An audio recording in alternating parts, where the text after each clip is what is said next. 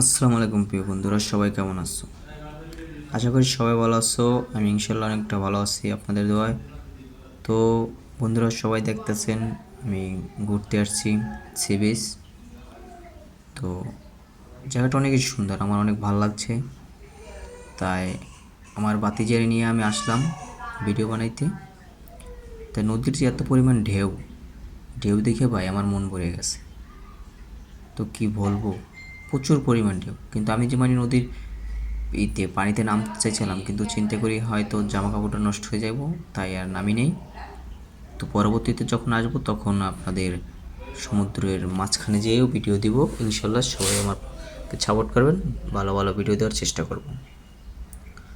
তো জায়গাটা কেমন লাগে আপনারা বলবেন। আর এমন প্রচুর মানুষ, মানে যে একটু শান্তি মতন ভিডিও বানাইতে পারিনি। আমার ফোনের ক্যামেরা অতটা ভালো না, তাই ভিডিওর কোয়ালিটি হয়তো ভালো হয় নাই। তারপরে মানে চর, আমাদের মানে বরিশালের ভাষায় বলে চর জাগজে, চর জাগজে যখন ওই চরে মাথায় যাই, প্রচুর মাথায় গেছি একবার নদীর মাছ প্রান্তে। তারপর ওখানে যেয়ে ভিডিও বানাইছি। তো ভিডিওটা কেমন হয়েছে সবাই জানাবেন, সবাই কমেন্ট করবেন কে কোথা থেকে দেখছেন। আশা করি আরও বারো বারো ভিডিও দেওয়ার চেষ্টা করব। আমি এই পেজটা নতুন খুলছি, তো তাই হয়তো আমার ক্যামেরা অতটা ভালো না।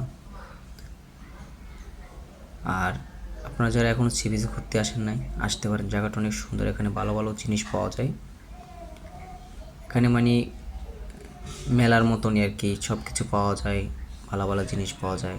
তো আপনারা আসতে পারেন, জায়গাটা অনেক সুন্দর। সমুদ্র ঢেউটা দেখেন আপনারা ভাই, সমুদ্রের ঢেউ, খালি শুধু ঢেউ। আর সূর্যের এইটা দেখেন, মনে হয় যেন কুয়াকাটা, কুয়াকাটা সূর্যটা একবারে নিচ থেকে উঠে। তো সেরকমই মনে হইতেছে, মানে কুয়াকাটার মতনই। ঢেউটা দেখছেন নদীর, অনেক প্রচুর ঢেউ। তো কেমন লাগে সবাই কমেন্ট করে